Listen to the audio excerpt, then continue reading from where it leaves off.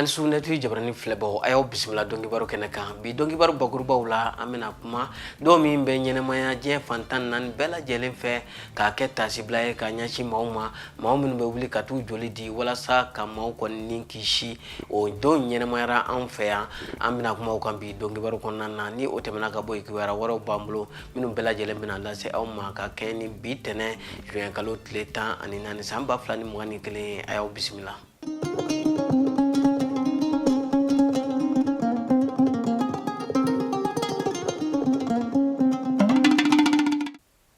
Ayo bismillah ko kura dongi baro keneka ina fo ambura ka fo baguruba wala chuga minna do min be nyene maya jen fantan nan bela jelen fe kabni san bafla ani san duru wati kana se bila ni o don be nyeshi mauma mauminum be wujoli di wala sa ka mau nin kishi o don nyene maya an fe an bi akera anka joli tayro bakon nanna jakulu min sigimbe wala sa ka wuli kata joli di irema ni abe wule nazara kana ko l'association des donneurs volontaire bénévole de sang oluye a do nyenamaya a babuse min tara nyinenta hukumu kono na ote doreye ka jira ka fo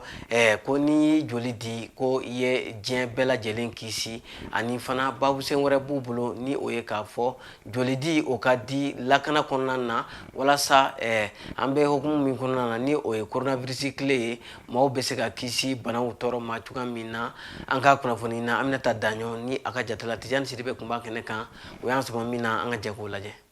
ni ya santa ani sheki juin kalo tleta ani nani suganti la jema fe ni nga ke jolidi tokola dombai o dombai nyena mali mafo anga jamana ko o hokumu konnana jekulu mumbe mali kono nubeta u jolidi wakati ni wakati fula wala sa ka sega mauni kishi ulu ye ni keneba insigi ka do nyena maya ni nga defaya takadi barako ani baradege ministry koroma Mohamed Salia Touré. Centre national de transfusion sanguine kanin domba don krengrene na anyeshimbe jolidima ka demfa takadma a jaranye a benama kosbe donc soma ina amba o barawla sisa ambora kumawla no cérémonie ta fonfla sanana kana jolidi anafaka bon kosbe ankanga jolidi wala sa ka mogodo ninkisi ambo o Canada ka ayru ka ke o misali ni ambo o Canada ka nyini bela jele fe mama be se ka joldi igana kana i joldi pour ka o de se ka ke sababu ka mogodo ni kisi ame jamana mu kono be ba don kasara ka tan jamana kono mo chama me bone o ni na kasara o senve ka sababu ke joli ko dese muso chama fana jigini ko fe walma yenu ka jigi jeli ko dese problème be se kumne demsen fitunu bana do se ka ke sababu ka jeli ko dese blawla donc ni am se ka jeli di ka mogoro ninkisi je crois que anka kango ke ko la walia donc ambala ko o misal de bison na ka wole bla bela jelima u kana u jeli di ka be bidoima kren la shifina ko parce que nyesraba kan kasara mu fo akumbe an shifina ka o de kan kosobe donc anga an joli di ni joli di sa kalo saba ko fo ibsega singana donc ab komi sangono ibsegi joli di ko nani ke chen nani ati foi chen ka da mandiala ati foi chen ka ba me yani ka di c'est vrai docteur de kanga ilaje ni biseka joli be ni ma ni biseka joli mais ni docteur ko ni ilaje na fura ko bana wore tila mi seki ibalika joli di e ka to kan ni joli di soni son o faso de nyima do o e kam ko ni kisi Mami numbeta u jeli di jeli mara roba la fula ulu chama ye shifina kaude minu shibata samuwa ani durula ka yele misali la Emile Siaka Tijani Sisi ale shifinye mi baka joli di shie bioro ani konontonana bon ni drogue jeli di o fana ko sa ebe vis chama sauver quoi sans donner égal à vie sauver o e baraji bade quoi o e baraji bade o da to ndrem na jeli di chaque 3 mois bon bikira ni ga 69e doy ba fa alhamdulillah rabbil alamin bon appel fene me bolo ka lancé ma fo mbalma to mo be ko se kana watu kana jildi la parce que mo be se jili mo ma be ko joli manan kelen dili o ye ka ma kelen kishi Jien kenaya tomba ka jetemnew ya yira ka fo ko keme sarala maliden bi saba ani duru de bita u jeli di fula ali na soro u ka layini ye aka ke keme sarala bi shekiye nafa yɛrɛ min ye c'est que bɛɛ b'a dɔn k'a fɔ ko joli di ça permet que Kamoro la kisi. Banabagato chamambe ou magobe julila. Synthèse minyanga barakeda ye mimbi occupé julikola. Sur 400 000 poches de sang nécessaires, à Harika à Flanchesoro. Donc, mi journée, c'est l'occasion qu'a fait Mourouye. Surtout les jeunes qui sont les plus importants. C'est la partie, la frange la plus importante de la population qu'a fouillé ou qu'a joli dit. Ou qu'a docker, mais arrivé ou qu'a faraka. Pour que le déficit de sang là puisse être comblé. Ni maye ɲuman kɛ ani wale ɲuman dɔn ka kan. O de la, donbolo kɛrɛnkɛrɛnlen kɛra jolidilaw ye. Min b'a to hali sisan u ka dɔ fara u ka cɛsiri kan. Walasa maa wɛrɛ ka ɲɛbɔ u fɛ ka na u joli di, ka se ka banabaatɔw ni kisi. Ni o tɛmɛna ka bɔ yen kabini juma tɛmɛnen juin kalo tile 11 san 2021 an ka jamana minisiri fɔlɔ ni o ye Sogɛli Kokala Mayiga ye a y'a ka gouvernement kɔni sigi sen kan min kɔnɔna na minisiri 25 b'a kɔnɔna na an'u dɛmɛbaga 3 ni o ye minisiri délégué 3 ye k'a ta o la kana bila bi la an ka kunnafoniinaw kɔni wulila ka se kunnafonidila dɔw ma k'u ɲininka o hakilina na n'a y'a sɔrɔ ni maa minnu sugadilen filɛ nin ye Sogɛli Kokala Mayiga fɛ n'a y'a sɔrɔ bara min bɛna kalifa u la walasa ka cɛmancɛ fanga tɔ kɔni lase n'a y'a sɔrɔ a ta fanga b'u la maaw hakilina ye min ye an ka kunnafoni na Aminata Daɲɔ ani a ka jatala Tijani Sidibe u y'u ka kuma garamani tɛngu maa minnu na an ka jago ka kɔrɔfɔw lamɛn. Sogɛli ka gouvernement minisiri kuma caman fɔ bɛ ka fɔ a la nka o tɛ ko kura ye gouvernement sigi o sigi an b'o ye hakilinaw bɛ ca a ko la maaw tɛ bɛn fo ka taa min kɛ nka min nafa ka bɔ a ko la o ye a sigi cogo de sigi cogo in an bɛ se ka min fɔ ɲɛna n'i y'a ta sisan a sigi cogo la an bɛ se k'a fɔ accord d'Alger nin waati in na kuma bɛ se ka kɛ barisa maaw fɛn o fɛn kun b'a a kɛnɛ kan a tigɛ bulon sɛmɛ mun kɛra Algérie bunakun kan Ablaye Diop bɛ yen banbagaci min bɛ yen fana n'o ye sema mɔgɔw ye olu b'a kɔnɔ ayiwa fɛn fana b'a kɔnɔ quoi Gatia maaw n'o ye Touré o fana b'a kɔnɔ donc an bɛ se k'a fɔ n'a ma ɲɛnabɔ nin na a tɛ ɲɛnabɔ bilen Sogɛli fana ye livre bɔ n tɛ ɲinɛ premier ministre fana ye livre bɔ min y'an ka kɔrɔnfɛla kumaw kɛ olu fana b'a kɔnɔ donc ka hakili la acteurs bɛɛ ye ɲɔgɔn sɔrɔ nin ko in kɔnɔna na donc u bɛna fɛɛrɛ tigɛ k'a kumaw kɛ donc o de ye Ablaye Diop n bɛ se k'a fɔ o nakunba ye nin ko in kɔnɔna na donc u ye Wage fana maintenir a ka place la parce que Wage kun ye baaraw dɔ daminɛ donc o ye accord ko ale ka ko ɲɛsinnen don o ma ani bɛn ni kɛlɛ bɛ se ka sabati maliyɛndenw ni ɲɔgɔn cɛ cogo min na donc an bɛ se k'a fɔ o kɔnɔna na u bɛ se ka ɲɛ bon n'i ye gouvernement in fana ta cogo la kunkolo kuraw dɔ b'a la Ibrahim Ikasa Mayiga bɛɛ b'a dɔn k'a fɔ sariya kalanba a docteur do école karamɔgɔ do sanfɛ kalanso la sariya bunakun kan maa caman b'a dɔn u ko docteur do a y'o kalanw de kɛ a b'a ɲɛdɔn kosɛbɛ kosɛbɛ u y'ale bila yɔrɔ min na jamana in bɛ se ka sigi a sen samara kan cogo min na n'a bɛ fɔ a ma refondation ani relation avec les institutions cɛw ni ɲɔgɔn cɛ foroba cɛw ni ɲɔgɔn cɛ ale fana bɛna ɲɛsin olu ni ɲɔgɔn cɛ n b'a dɔn k'a fɔ a dɔnba ganan don wa M5 fana RFP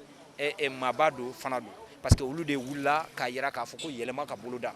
ni yɛlɛma bɛ boloda ko ka jamana sigi a sen samara kura kan mɛn da ye mɛn tigila ye dɛ n ka hakili la a maaw bilala a yɛrɛ la n'u ma se ka min kɛ nin na maliyɛnw kɔni bɛ na o juger. Ayiwa Sogɛli Kokala Mayiga ka marabolo kura in ne hakilila ye min ye ne kɔni bolo mɔgɔ minnu don u bɛ se ka baara in kɛ o ye ne ka hakilila ye. Barisa n'i y'a jateminɛ an bɛ se k'a fɔ u bɛ min wele ko gouvernement inclusif n'a fɔ bɛɛ lajɛlen k'i yɛrɛ ye jamana marali kɔnɔ o gouvernement o marabolo ne bolo a ye o baaraw de kɛ nin ye mɔgɔ minnu fana bɛ yen n'u tala k'a fɔ k'u bɛ nin baara kɛ n'i y'a jateminɛ a kelen kelen bɛ yen ni baara min kalifala la i b'a ye k'a fɔ a dɔnniya b'a la fo n'a kɛla a tigi kɛla mɔgɔ ye mɔgɔ min t'a fɛ ka baara kɛ n'o tɛ n'i y'a jateminɛ a kalan b'a la a dɔnniya bɛ a la Sogɛli Kokala Mayiga yɛrɛ n'i y'a jateminɛ marabolo marali min n'a ɲɛmɔgɔya dil'a ma i b'a jateminɛ ale ka jamana maracogo la ka na ale ye yɔrɔ minnu kɛ ka na a ka jɛlenya de ka bon kosɛbɛ ka tɛmɛ mɔgɔ tɔw ta kan i n'a fɔ mɔgɔ caman ta kan bon ni an bɛ se ka jigiya k'a fɔ a bɛ marabolo min kunna bi ani a ye marabolo mɔgɔw ta ni tacogo min ye ne yɛrɛ kɔni ka faamuya la ne bolo n'u bɛ se ka kalo 9 in kɔnɔna na u bɛ se ka sira ɲɛnama di Mali ma don nataw la an bɛ se ka bɔ gɛlɛya kɔnɔ cogoya min na. Docteur Choguel Kogala Maïga ka gouvernement sigicogo la d'abord an bɛ se k'a fɔ an ye maa minnu ye a la dɔɔni a bɛ an jigi fa dɔɔni fɔlɔ hali n'a sɔrɔ baaraw ma daminɛ nka jateminɛ fanba bɛ yɔrɔ minnu na an y'a ye k'a fɔ maa caman de bɛ bi bi in na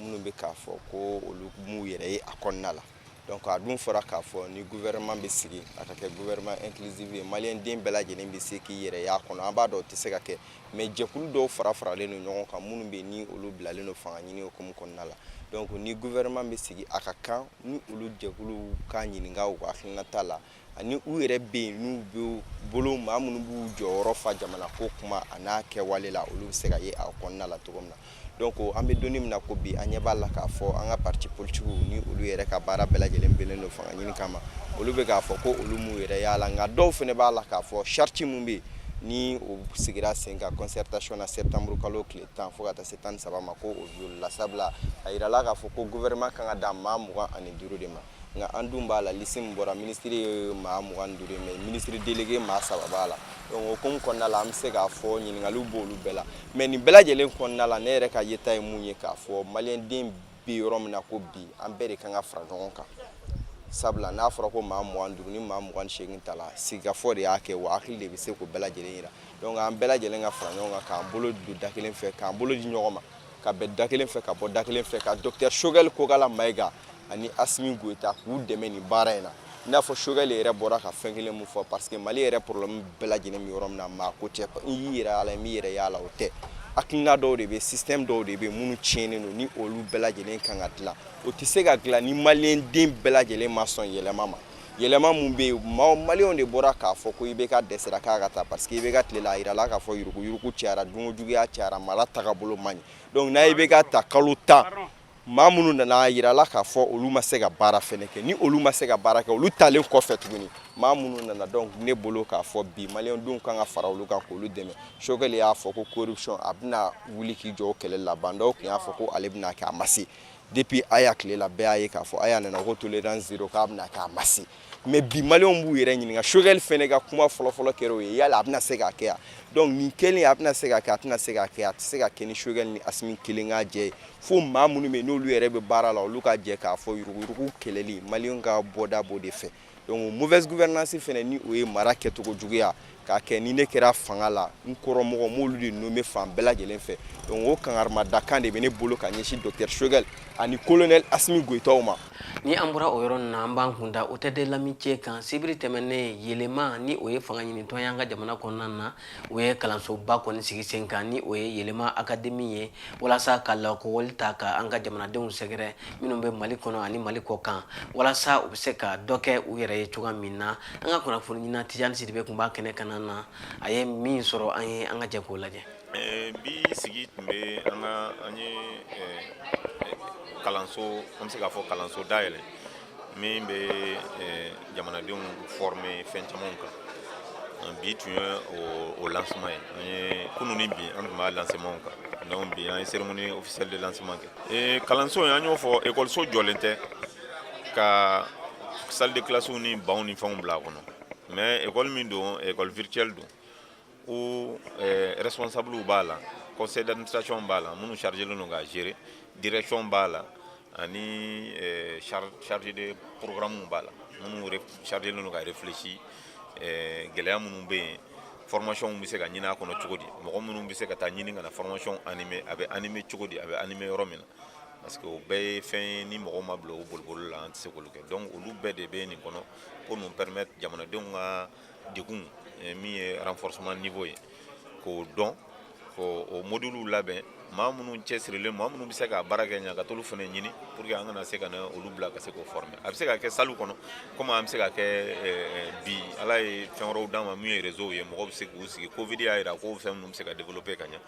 donc an bɛ se k'an sigi salle kɔnɔ ka mɔgɔw organiser région kɔnɔ ka mɔgɔw réorganiser en dehors du pays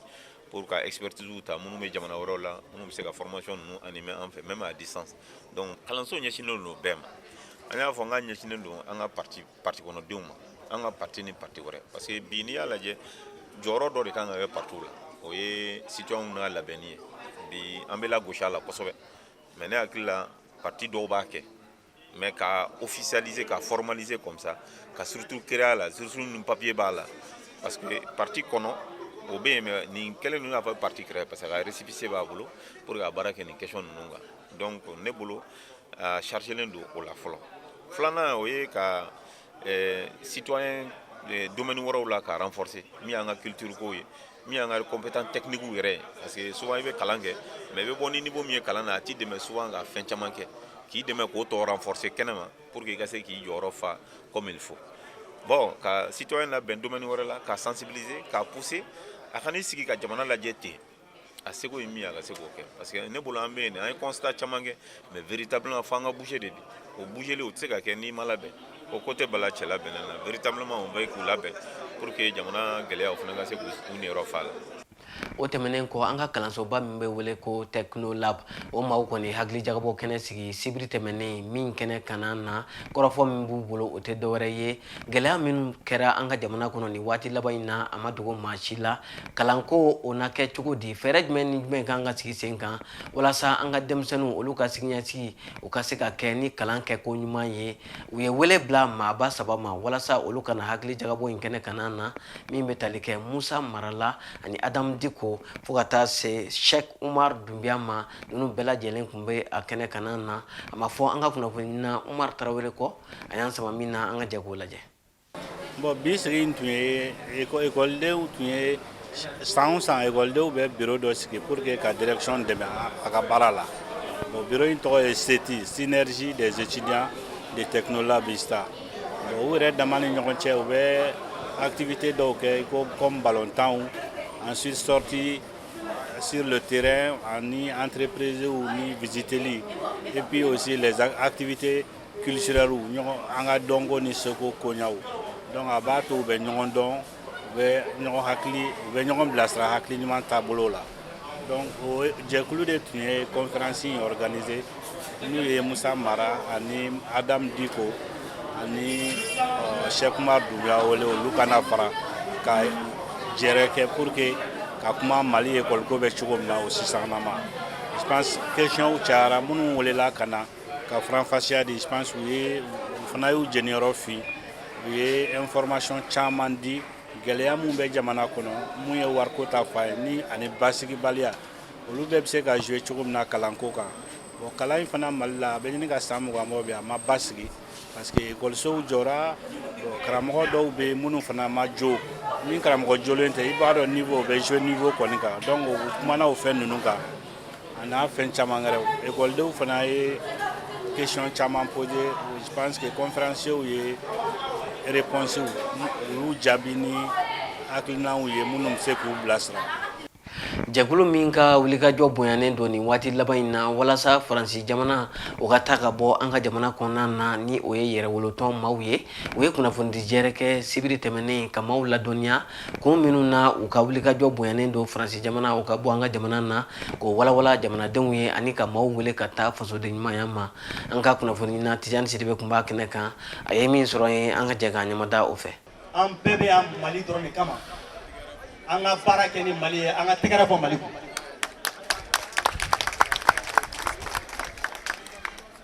donc ka segin ka aw fo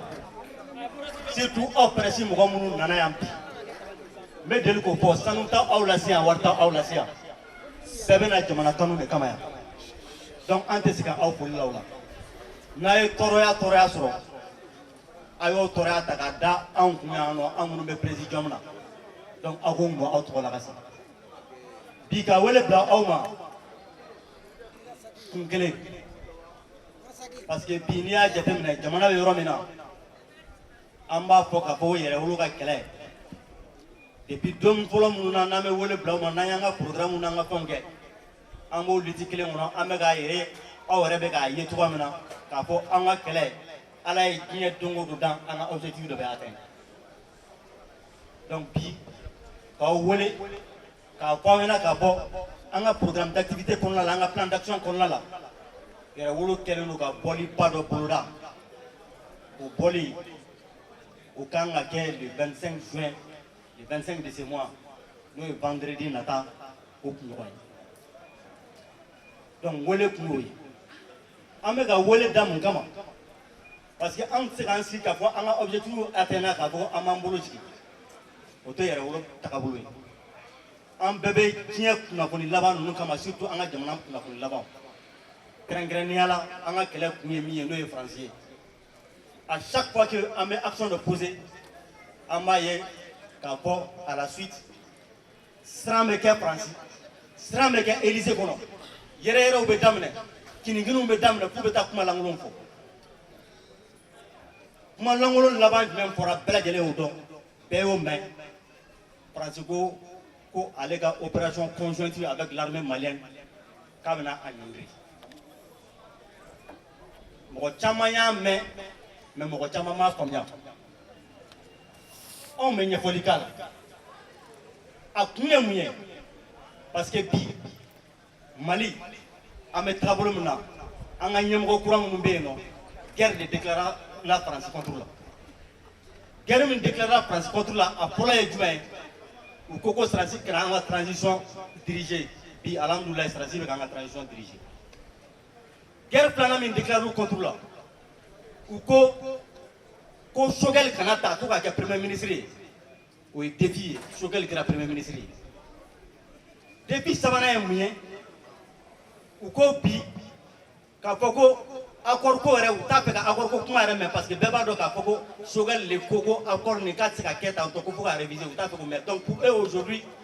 fɛn fɛn bɛ ka kɛ bi fɛn fɛn bɛ ka fɔ bi a bɛɛ bɛ ka taa olu cogoya de la donc olu b'u sigi mais kuma yɛrɛ fanba ye min ye bi bɛɛ lajɛlen ko an k'o faamuya anw ni Faransi de bɛ jɛ la a ka taa ni san 10 ni kɔ ye bi a ka taa ni san bayirika ye mais n'i ye Mali ka nin dernier événement ninnu jateminɛ la France est le seul pays qui a décidé que des sanctions soient prises contre le Mali. Elle est le seul pays aujourd'hui qui a décidé que des sanctions soient prises contre le Mali. Est-ce que on gagne un sigi pour Jamana Ladjao?